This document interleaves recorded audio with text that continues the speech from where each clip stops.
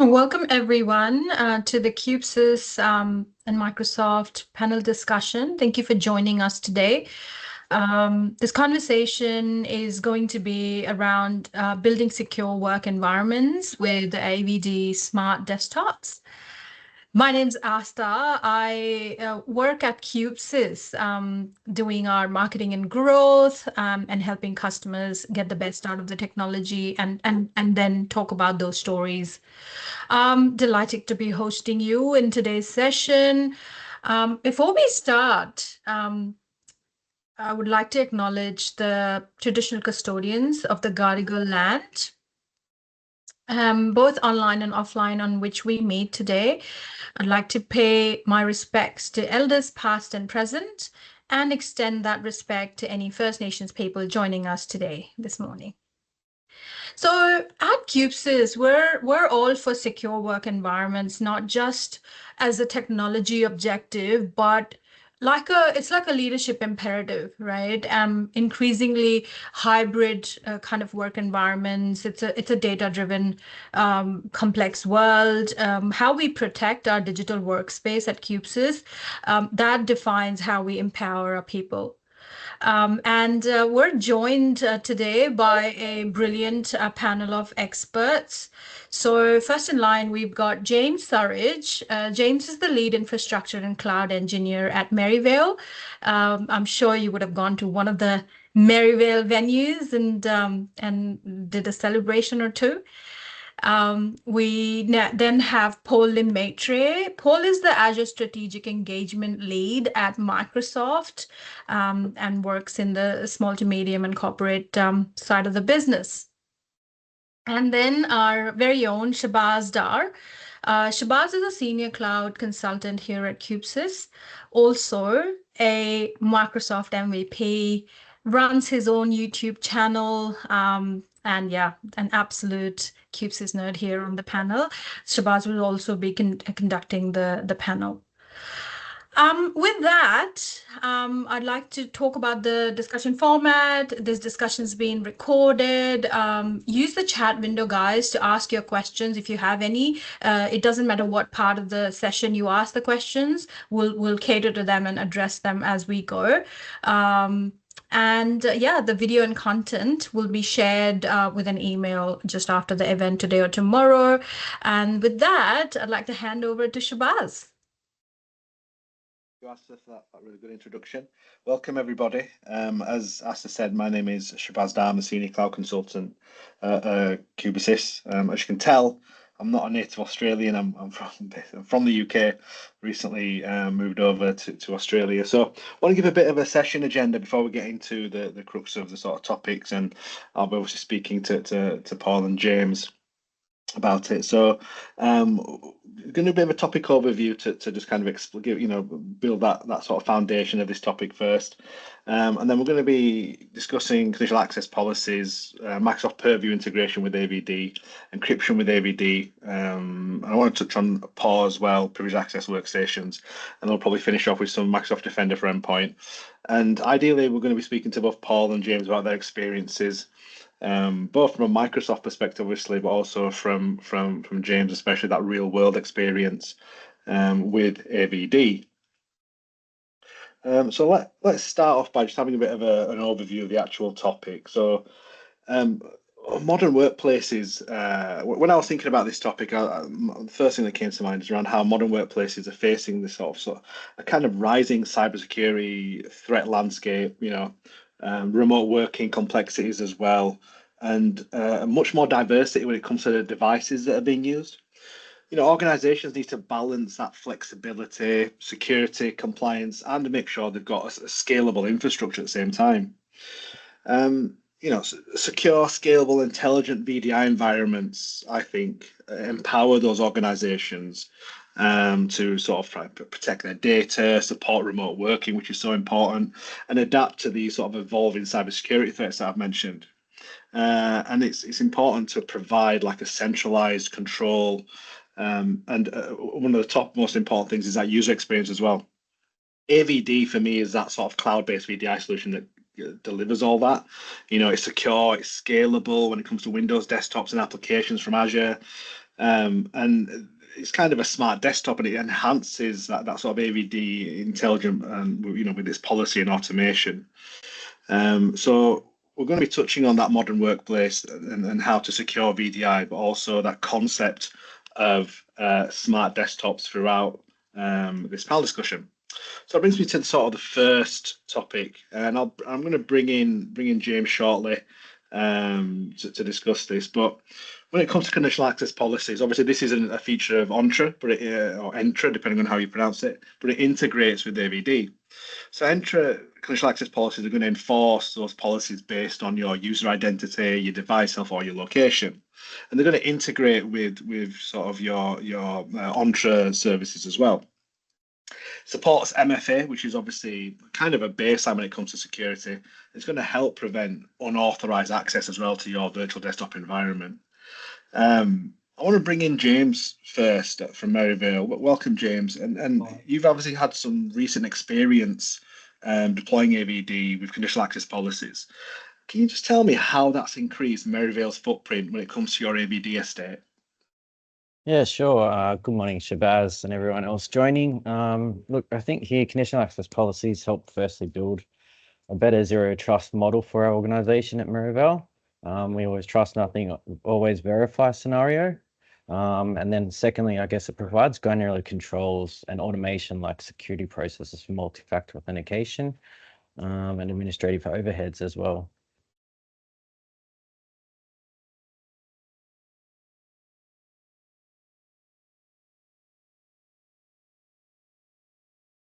Shabaz, you're on mute. I pressed it twice by mistake. I do apologise.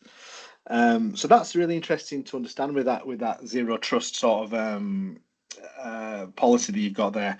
Do you find it difficult to kind of balance that when it comes to obviously zero trust, but obviously balancing the productivity of AVD to your users?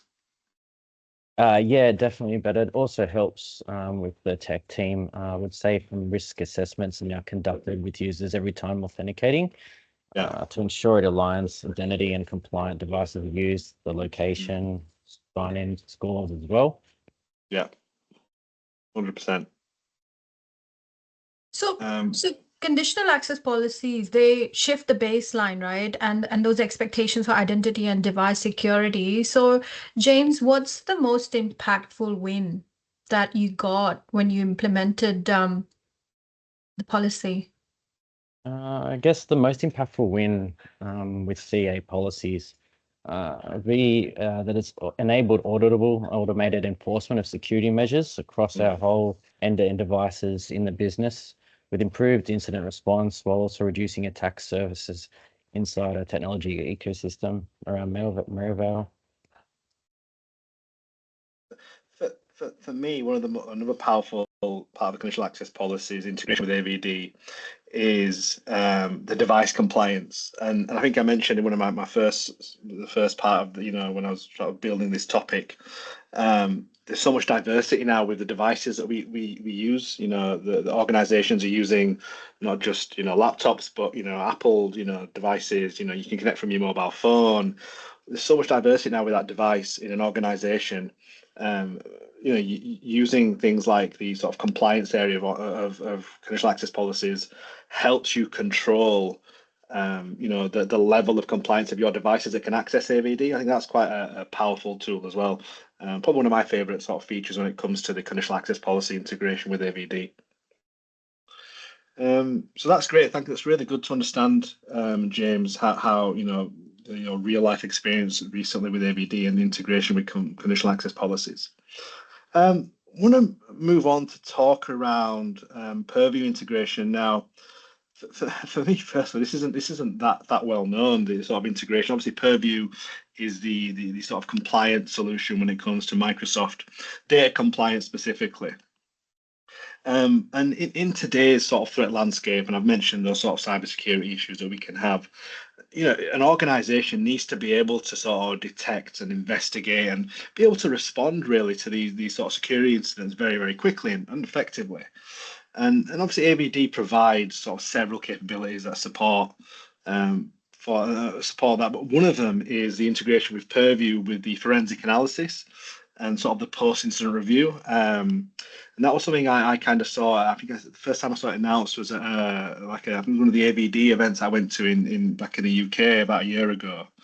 So with this sort of service and this feature, essentially it enables session recording and activity logging for sort of audit trails. And this is something as well that's quite key to AVD, because being able to record, session recording has been probably a feature that's been missing, I think, from AVD, and when you compare it to sort of like Citrix and other VDI solutions. It also integrates fully with Microsoft Sentinel for that sort of that advanced threat detection investigation, which is very, very powerful. And it supports sort of log collection and sort of session hosts and user interactions as well. It allows you to facilitate incident response and sort of compliance reporting as well.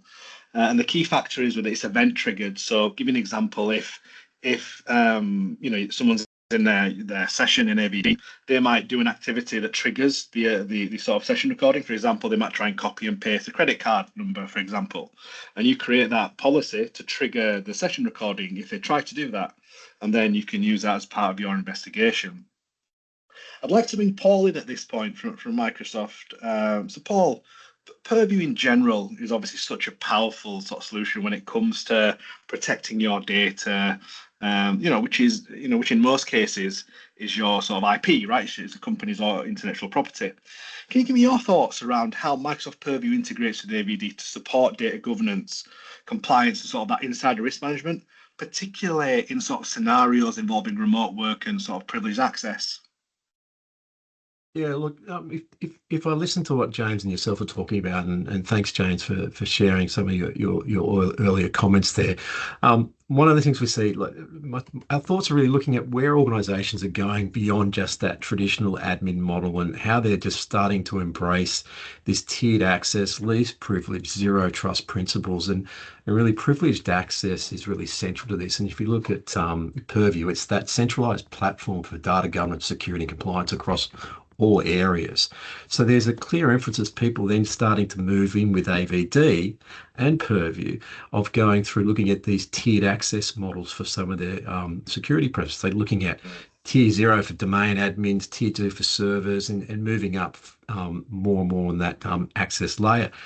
Getting greater dedicated workstations for each of the administrators gets to that blocking the access between tiers and actually starting to probably enforce that separation of duties. And then you go further into conditional access and identity protection.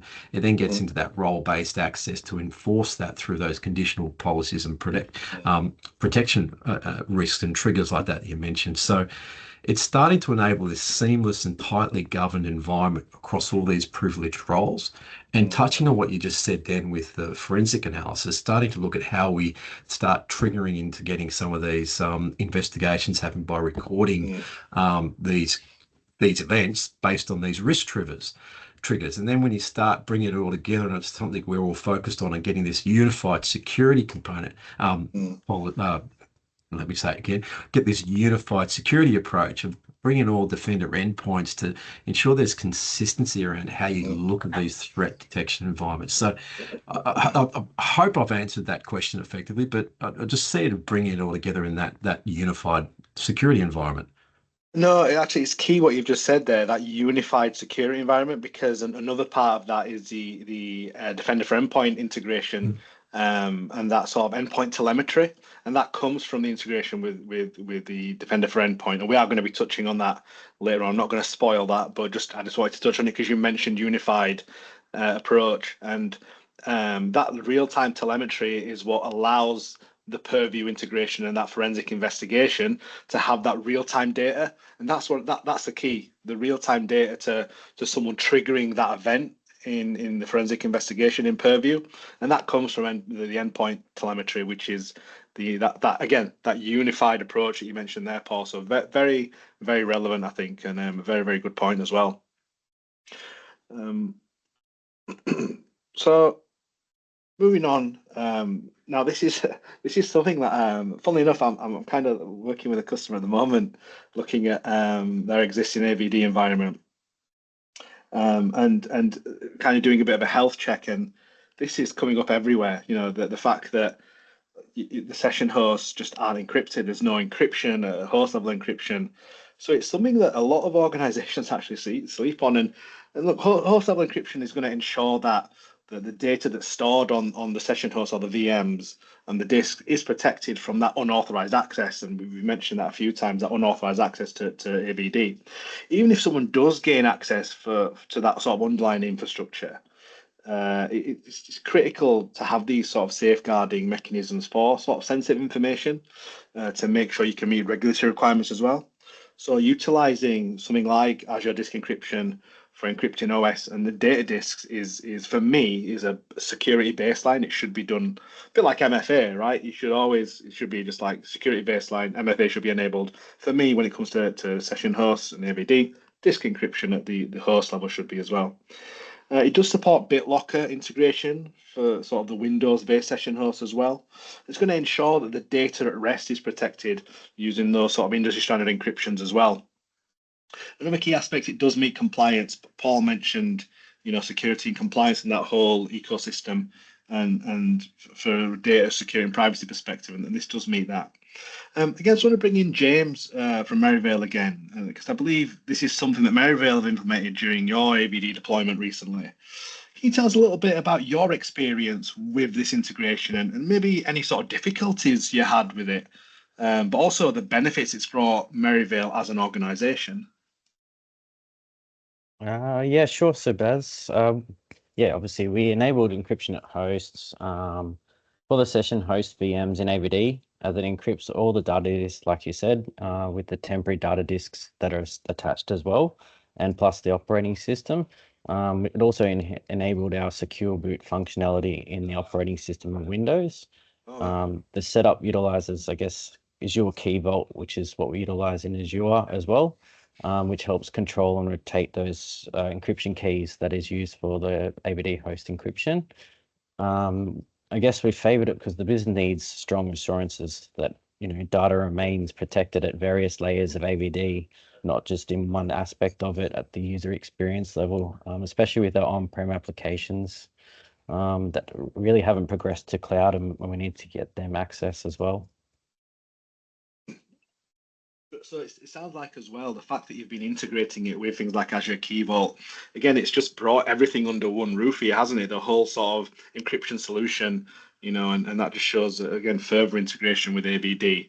So I think having that all under one, you don't have to worry. And you mentioned assurances, the board or the sort of directors at Merivale, you can show them. You can say, look, they're encrypted, the keys are stored securely somewhere.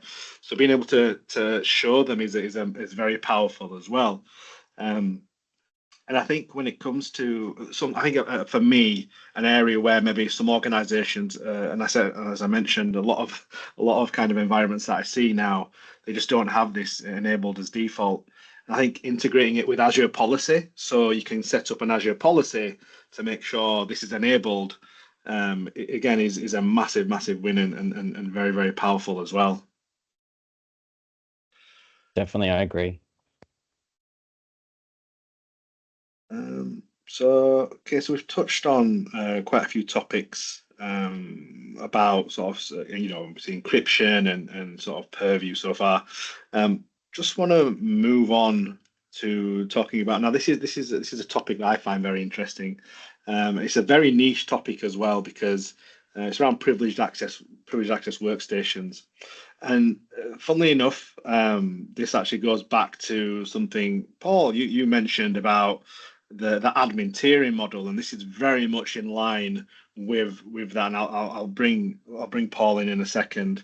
So just for those people that might not be aware, privileged access or PAW, as they call it, privileged access workstation, is essentially a dedicated secure. Think about it. Let's not talk about in VDI terms. Let's just in general, essentially a secure computing environment. And it's used exclusively for you to access sensitive information and complete sensitive tasks. A lot of time it's used by IT admins, right? This could include managing a secure environment, managing identities or security systems. And the whole design it's designed to essentially minimize your attack surface and isolate privileged operations with sort of everyday computing risks. Traditionally, it's been like a physical laptop, but obviously now with the surge, the prominence of AVD, now seeing more and more companies use VDI and AVD for that sort of PAW use case. And it does provide a sort of isolated, secure environment for your admin tasks. Like I said, it enforces sort of strict access controls and monitoring as well. And it's very ideal, especially if you work in environments that have sensitive information, to be able to manage those. So I do want to bring Paul in. You sort of mentioned it earlier already. In your experience, how are Microsoft addressing the challenge of securing PAWs or privileged access workstations while maintaining productivity for IT admins? Well, listening to that, if you got to, whatever we're trying to do, we want to be productive in that, and we want to make the jobs we're doing as simple and easy we can. And security is complex. Let's be clear about that. But what we are trying to do, and what we're driving to get towards, is continuing the zero trust architecture, automating policy and enforcement, and looking at that from a role-based controls through this unified platform that I mentioned earlier. Now. PAWs are built to be hardened and limited use environments. So looking at these privileged tasks or isolated tasks that we're doing every day, we got to look at IT admins and try and make their life simpler in doing and managing these environments, because security is always changing. So we look at Windows Autopilot, which actually enables that zero touch deployment so that you can provision it without any sort of manual setup. Other things like Intune, for instance, device compliance, configuration, and updates, ensuring that there's these actions are happening without any downtime environments or downtime impacts to your environment. Then we're looking at how do we do those conditional access policies by dynamically enforcing them across different controls based on different risk signals and devices that are out there, and also based on the user's role and how the user in an organization could be changing roles every now and then. So making sure that there's a dynamic way of actually tracking that for organizations. So really looking at that is that complexity in security environments, how we're using the automation tools of all our products to bring it together to make this unified environment simple and easy for admin professionals. And that was my question, actually. Like, privileged access workstations, their point is to keep sensitive work separate and secure. And so when at Microsoft, you're talking about how companies are rethinking who gets access to what, and how are they using those tools. So that was my question, actually. How do you better protect those critical roles? Like, roles keep changing, but they're also senior, mid-level, junior roles. So yeah, just an umbrella answer. I think you already spoke to it, Paul. Yeah, it's the separation of duties and tasks, and that changes in organisations. So we don't just get a job and go, hey, that's it for like our roles are constantly changing, and now we're having to support people that are constantly changing their roles and need access to certain sensitive information. We need to protect not only the data to contain that, but the sensitivity of that data as well. And you did mention the term AI, which I don't want to, navigate the conversation towards, but how automated is it at the moment? Oh, look, you can automate it as much as you want, but I think you also got to step back and look at it from a human perspective and go, at what point do you want a human view of this to stop and check it before pushing it out even further? So simple tasks and everyday tasks should be as automated as best as possible. When you get some of the higher order tasks that you want to do in some of these security environments, you need to probably just have a human eye on it to check that. So again, if you look at Copilot's named and called that way because it's AI to be used in conjunction with human interface and human review. So I think my take, Astha, on what that sort of question would be that okay, we've got things like, I'm going to go back a step to Microsoft Entra and that integration, and especially with privileged access workstations, the automation comes in by using things like just-in-time access or privileged identity management, so the admins can actually automate the process of them increasing their privileges. It's automated. They don't need to wait for an approval from a manager. They're added to a group, and they can go and enable or increase their permissions as and when they need. The human element comes in on every 6 months. There's an access review, right? That has to be done by a human. organizations have to constantly review who has access to what, right? So it goes into like, there's an authentication piece, which is, people proving who they are. But there's an authorization piece, which is what access do they have?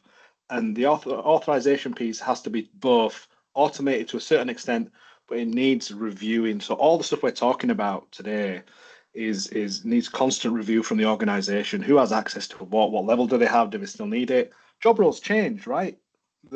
People get promoted. Unfortunately, sometimes people get demoted. And people's access levels need to change, and it's important that that human element comes in on those reviews. Again, they can be kind of half automated, but you still need someone to say yes or no on something. I think that'd be my take on it as well. Yep. Thanks, guys.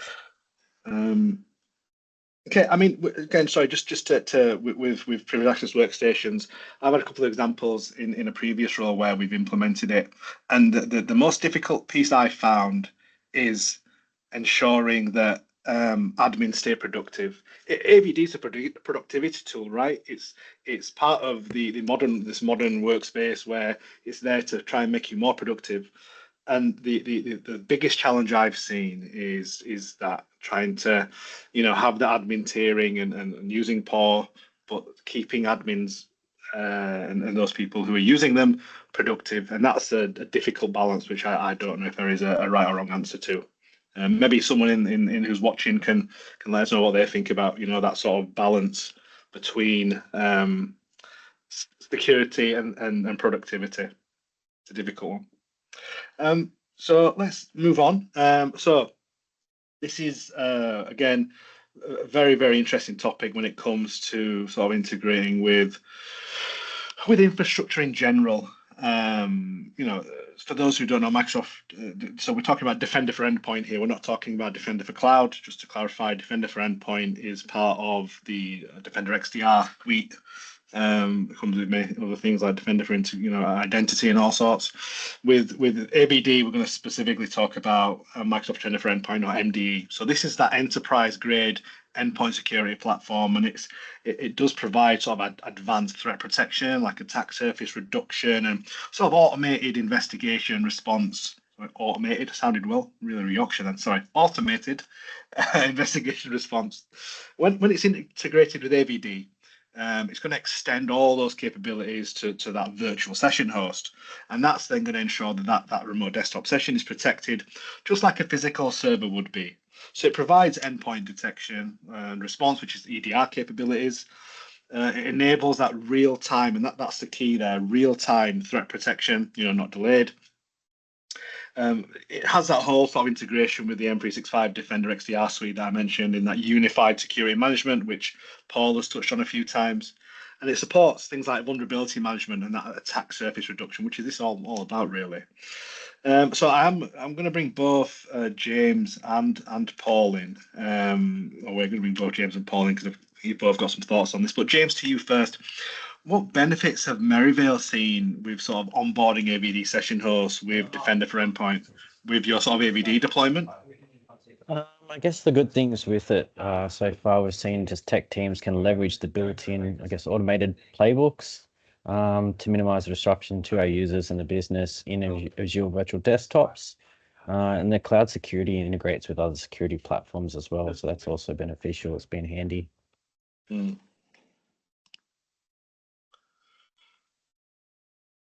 Over to you, Paul.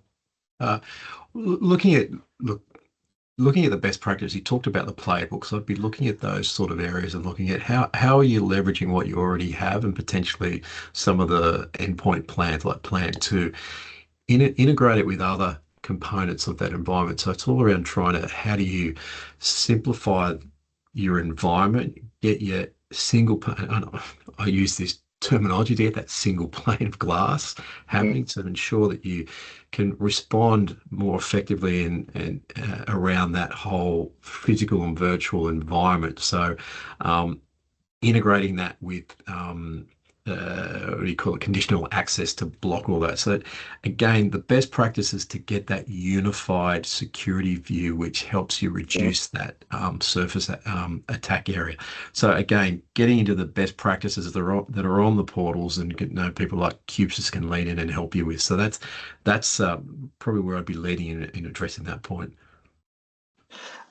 I think the key as well is it supports multi-session as well, which a lot of the time is a bit of a struggle when it comes to VDI, and Defender for Endpoint fully supports multi-session as well. So, and that's one of the biggest benefits of AVD, right? Having multi-session hosts, and a lot of the time, that can be difficult to support. But with Endpoint, Defender for Endpoint fully integrates with those multi-sessions, which again, very, very powerful when it comes to that sort of defense in-depth sort of strategy.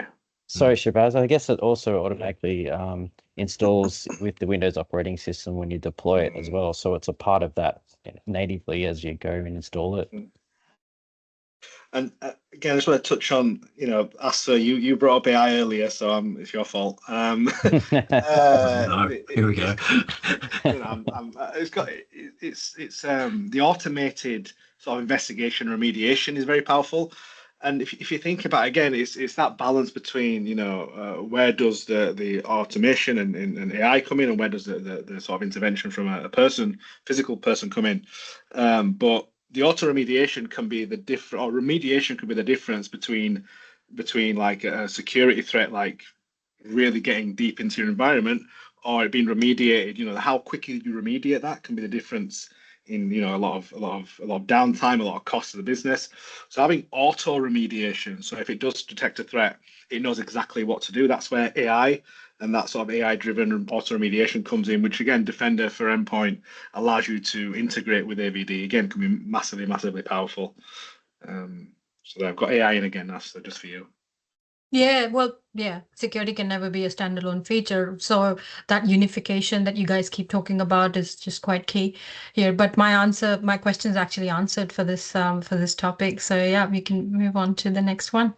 What was your question, just out of curiosity? Because I might. So it was about how Defender for Endpoint integration changes the detection response capability. So when it comes to the product side, so for Paul, or when it comes to the customer side for James. So that was how do you what are the response capabilities in the environments? Okay, no, I mean detection. James, I don't know if you have a take on that at all. Yeah, I guess as we're just touching base on it was just central visibility for security events and threat alerts, and that automated protection, like you said it before. I think that's like from a product perspective, that Defender for Endpoint, bringing that in is sort of like transformed our approach to getting this unified security access across all these endpoints. So yeah, it's a key point there. Yeah, and I feel like with sort of the automated response as well, I'm going to speak from my own sort of experience, being a customer of Microsoft, and I suppose having used this as well.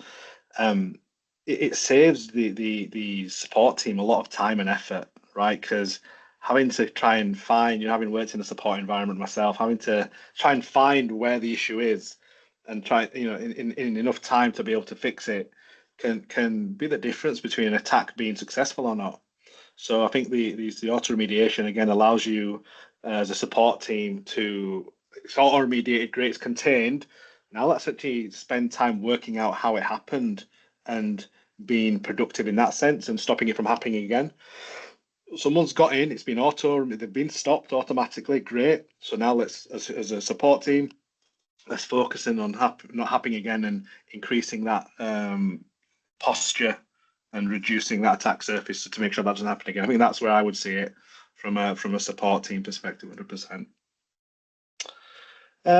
So we've touched on a lot of topics individually and in a siloed discussion, but I think again throughout you'll have noticed that especially Paul has touched on that sort of integration and that whole ecosystem and centralized view, and these services are not siloed in any sense. They all integrate with each other, conditional access policies integrate, fully with Defender for Endpoint, Purview. They count on each other in actual fact, right? They rely on each other. So I think that's important for us to understand and sort of take away from this. So there's some other sort of key takeaways from today's panel discussion I'd like to touch on is that, AVD smart desktops are going to enhance the security through that integration with these security tools, right? They all have a place, an integration, but they all work with each other in that sort of back end. Conditional access policies, encryption and Defender for Endpoint, they're gonna give you that sort of layered protection. One of the sort of key key security sort of concepts of cloud is defense by depth. And if you look at the stuff we've talked about today, they all have a different level. So like conditional access is, you could say, that perimeter. You've got encryption, which is more sort of a lower down, maybe data level, and Defender for Endpoint is again, it has its own sort of layer when it has its own area when it comes to protection. AVD sort of supports secure remote work and privileged access scenarios. We've sort of PAW things like that, and again, we're enabling compliance and monitoring with that sort of forensic investigation capability. So just a quick, from myself to both Paul and James as well. Is there any sort of key take? I mean, James, first to you. In your experience applying sort of security to AVDs, any sort of key takeaways you've taken from your own experience? Yeah, I would actually. I would suggest creating a numbering system to help organize the structure of conditional access policies with the use of dynamic groups as well, just to sort of standardize and know what policies you've got there for AVD. And then obviously, I guess, it helps with the dynamic groups, just like granting who is eligible for virtual desktop or remote applications in AVD. I guess my last recommendation would be, from my experience, if you're starting off, run a concept build in a temporary Azure subscription. Talk to the guys at Microsoft. Yeah. Locate a great network engineer, cloud engineer, a system administrator to work alongside with, and just weekly catch-ups and communications with your service provider like cubesys. You guys are very beneficial. Thank you. Yeah. So I think that's the best thing I could provide to take away. Well, I like that, James. Tangible points for people to take away and act on the numbering system and things like that. So that's really good insights. I suppose, really, from a Microsoft perspective, the key takeaway, if I look at what the title of this session's about, AVD isn't just a virtualization solution. It's really a security boundary. And when you start pairing that with privileged access workstations and Defender for Endpoint, it just allows organizations to start enforcing this zero trust by delivering those isolated, policy-driven and privileged accesses, where really identity and compliance and threat protection convergence is across every endpoint. So really, a key takeaway is just don't think of AVD as a virtualized solution. No, think about where it can help you in that security posture. Mm. And the floor's open for questions now. 5 minutes left for the session, so please jot down your questions, everyone, if you have any. I've actually got one. All three of you can have a go if you want. But for customers that are getting started with AVD, what's the one common mistake or pitfall that they should watch out for when it comes to the security angle? Just practical advice on this. I'll let our guests go first. I've got a take on this, but I'll let James. You've got some real world experience recently. Yeah, sure. Definitely. Look, obviously, the idea of building a concept build at the start, you can get service providers like yourselves in to provide a security baseline, test that it's make sure it's usable in your system that you got in your business, and just leverage the Azure marketplace. Look at things like products and Nerdio that can be built into AVD to help secure the back end of AVD itself, using their recommended baselines and policies, and also connectivity as well, SD-WAN as an option, to make sure it's secure. Nice. So definitely those things to take away. Nice. Don't treat it like a traditional desktop setup. Yeah. That's the key piece of advice. Look, yeah, get reviewing. Look at the best practice guidelines that we have around how to deploy and get that golden image out. So, yeah, just don't treat it like a traditional environment. I suppose I'll finish off then with my sort of take on it. And I mentioned it before, and I've seen so many organisations do this, not do this, not get this right. Get the balance between security and productivity right. Okay, as Paul just mentioned, Microsoft give you guidelines, they give you best practice recommendations. The recommendations doesn't mean you have to do them. Look at your organisation, look at the structure, look at the people, and take those recommendations that fit you as an organisation.